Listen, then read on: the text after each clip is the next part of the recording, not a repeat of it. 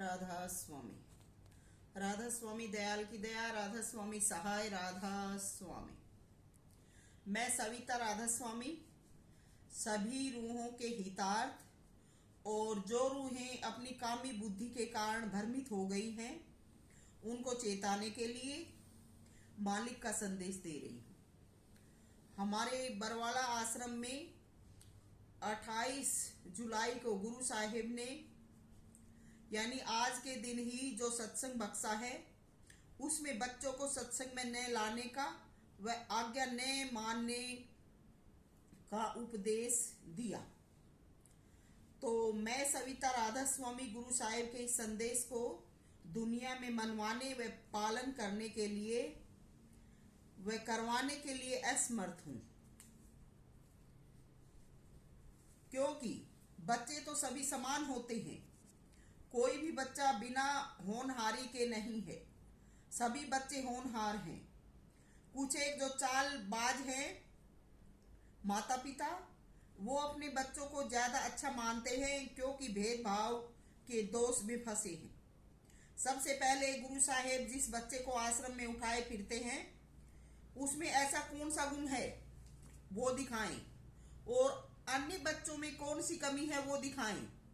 और अगर किसी बच्चे में धर्म सांस्कारिक गुण नहीं है तो उनको अच्छा बनाएं, उनको अच्छा सिखाएं। ये बच्चा जो आश्रम में रखा है इससे बढ़कर शरारती व बदमाश बच्चा कोई भी नहीं है। पूरे के पूरे इस बच्चे के पागलपन के लक्षण हैं। जब भी संगत में आता है घन चक्कर की तरह चक्कर लगाता है और चिल्लाता है। क्या ये इस बच्चे का होनहारपना है? और सेवादार उसको हंस हंस के उठाते हैं, भागते हैं। क्या ये इन सेवादारों की अच्छी बुद्धि है? सविता राधा स्वामी को क्या चिढ़ाते हो? ये तुम्हें अभी से मुंह की खुआ रहा है। आगे आगे देखना क्या हाल होगा। आश्रम में मजबूर असहाय अवस्था में सभी सहारा पा सकते हैं, चाहे कोई आदमी है चाहे औरत है। मगर जो अपने बच्चों को साथ रखते हैं उनको अपने बच्चों को अच्छी शिक्षा देनी चाहिए और कंट्रोल में रखना चाहिए। मगर ऐसी बदमाशी तो कहीं नहीं देखी जो हमारे इस दीनोद आश्रम में करवाई जा रही है। यानी इस बच्चे का जो पालन पोषण किया जा रहा है वो ये बदमाशी करके करवा के अपना मनोरंजन पूरा करके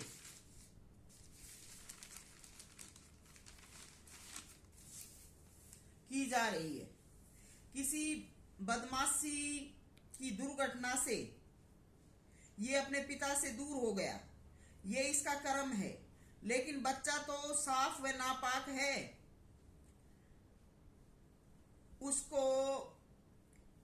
उस बच्चे को माध्यम बनाकर अपनी मनमानी चाल पूरी करने की कोशिश की जा रही है। बच्चों को अपनी मनमानी चाल पूरी करने की कोशिश में अपनी हवस पूरी करने की चक्कर में बच्चे का इस्तेमाल किया जा रहा है। ये सत्संग व संगत का गुण नहीं है। सविता का अपना कर्म सच्चा व साफ है, इसलिए किसी की बदमाशी का कोई असर नहीं पड़ता। ऐसी हरकतें करके बच्चा गलत आदतों का शिकार हो जाएगा। आश्रम में अब आश्रय लेकर पल बढ़ रहा है, आगे ना जाए छूट मिलने से एक मोटे का जीवन ले लेगा। इससे बढ़ के तो कुछ नहीं कर सकता, क्योंकि जो बच्चे संसार में रहकर जिनकी परवरिश नहीं होती, अपना जीवन कमाकर अपना गृहस्थ पूरा करके नहीं जीते, वो एक मोटा जीवन के समान होता है। और हमें याद रखना चाहिए मोटा जीवन जीकर जाने से कर्म का लेखा व जन्म मरण का लेखा नहीं मिटता। इसका उदाहरण हमारे ताराचंद महाराज जी हैं। उन्होंने अपने जीवन में शादी नहीं करवाई, लेकिन अपना घर गृहस्थी शादी न करवाने पर भी, अकेले होने पर भी अपनी घर गृहस्थी का कार्य स्वयं ने पूरा किया और गृहस्थी का कार्य पूर्ण करने के बाद ही वो संत कहलाए, नहीं तो उनका भी मोड़ा ही जीवन था। तो हमें याद रखना चाहिए, आश्रम में ऐसे छूट पाकर किसी को इस प्रकार मजबूर कर कर अपनी मेजोरिटी बनाकर रखने से, अपनी नित नई चाल चलने से कर्म का लेखा व जन्म मरण का लेखा नहीं मिटता। फिर जन्म लेकर आना पड़ेगा, फिर जन्म लेकर आएगा, वह फिर न जाने कहां कहां धक्के चक्कर खाएगा। जो सत्संगी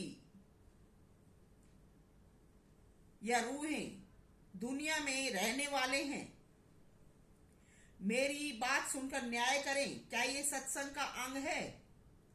इस प्रकार का जो व्यवहार है, क्या वो सत्संग के लक्षण हैं?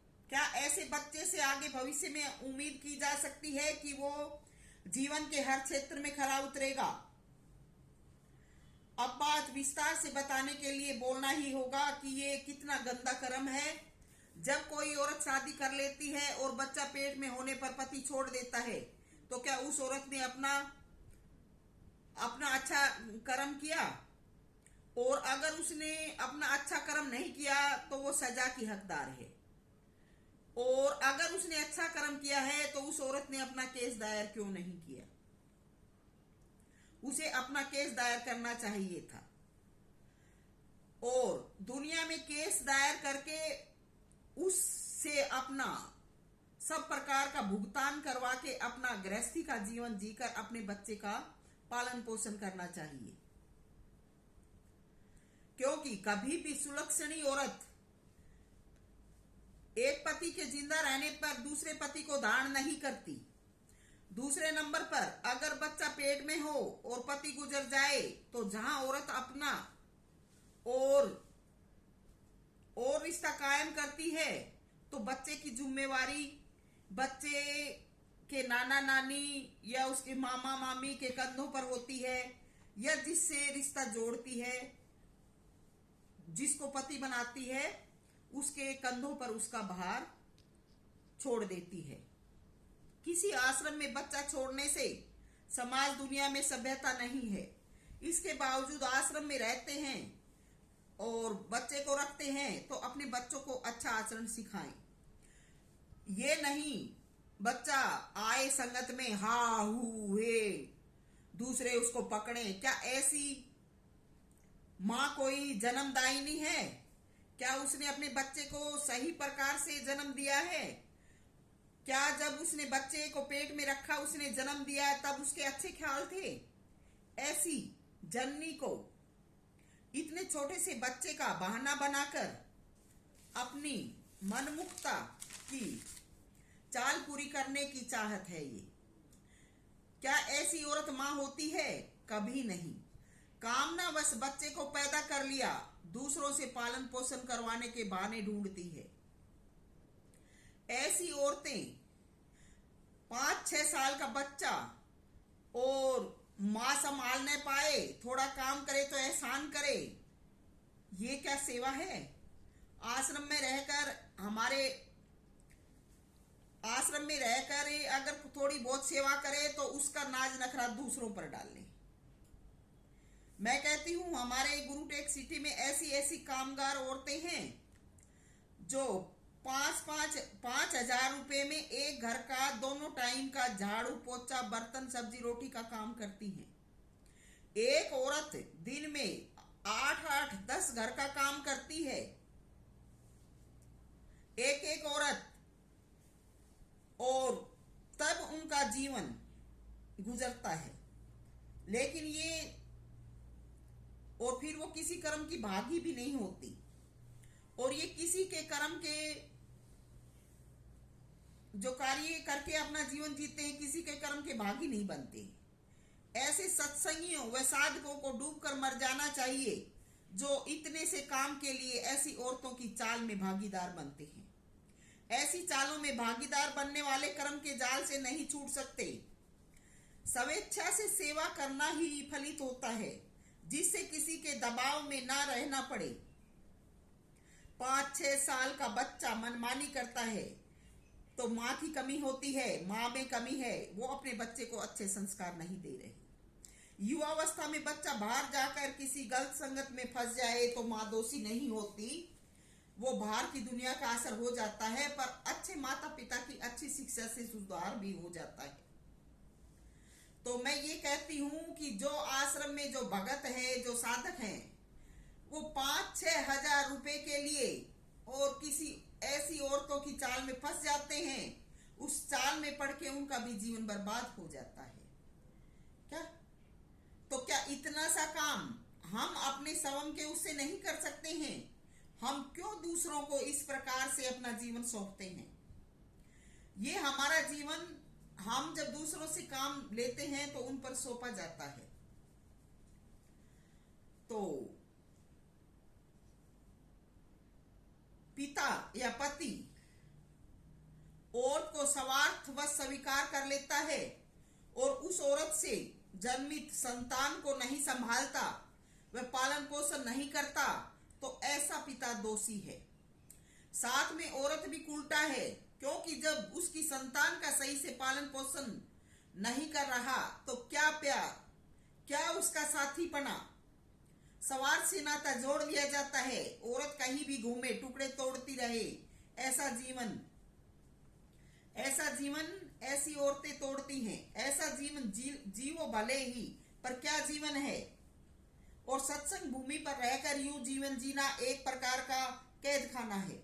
जो सत्संगी अपनी घर गृहस्थी की जिम्मेवारी पूरी करते हुए आश्रम में सेवा करते हैं, अच्छी बात है, लेकिन जो अपना कर्म पूरा नहीं करते, गंदी आदतों के गुलाम हैं और आश्रमों में रहकर दूसरों के सिर अपने बुरे कर्म का ठीकरा फोड़ना चाहते हैं, जीवन में कामयाबी प्राप्त नहीं कर सकते। मैं सविता राधा स्वामी ये कहती हूँ कि जैसा गदर फंड हमारे दीनोद आश्रम में मचा रखा है, ऐसा कहीं नहीं देखा। एक औरत सेवा के बहाने से आश्रम में रहती है, पति के धारण करने पर और करने के बाद भी पति आश्रम से बाहर रहता है, लेकिन पति आश्रम में आकर औरत से अपना मिलाप करता है और फिर अपनी मन वासना पूर्ति करके बाहर चला जाता है और सबसे आगे फिर अपनी उपस्थिति दिखाता है। क्या ये भक्ति का मार्ग है? क्या आश्रमों में जहां पर परमात्मा का भक्ति गुणगान होता है, ऐसी ऐसी बातें हो रही हैं, क्या ये सत्संग के अंग हैं? क्या ये भक्ति मार्ग है? ऐसे माता पिता अपनी संतान को धक्का देकर कोठी बंगलों में सोते हैं, खुद जश्न मनाते हैं और अपनी बेटी को एक पति अगर दूर हो जाता है तो दूसरी को संभलवा कर आश्रमों में छोड़ देते हैं।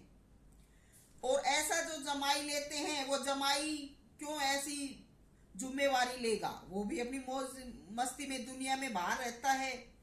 तो क्या ये सत्संग, घर में सत्संग है? डूब मरना चाहिए, धिक्कार है ऐसों का साथ देने वालों को। ये सत्संग नहीं है। तो सभी बच्चे समान हैं, सभी को प्यार देकर अच्छा बनाना चाहिए। गुरु ने सच्चाई को दबाना चाहा तो क्या सच्चाई दब गई? जो कर्म है वो बीज है, फिर उभर आता है। बच्चे को अगर कोई अपनी गंदी आदत चाल से कुछ बनाना चाहे तो क्या बच्चा बनेगा? कर्म के लेख में सब कुछ लिखा है। माँ ने बच्चे को आश्रम में क्यों पाला? क्या पिता का साया सिर पर नहीं था? और अगर माँ ने आश्रम में बच्चे को पाला तो पिता जो दूसरा किया उसको क्यों किया? क्या वो माँ अपनी शुद्ध आत्मा की थी? अब आगे बच्चे के कर्म के लेख में पूछा जाता है कि बच्चे की माँ ने बच्चे को आश्रम में क्यों रखा और बच्चे के पिता ने आश्रम में उसको क्यों छोड़ा? उसने अपनी जिम्मेवारी पूरी क्यों नहीं की?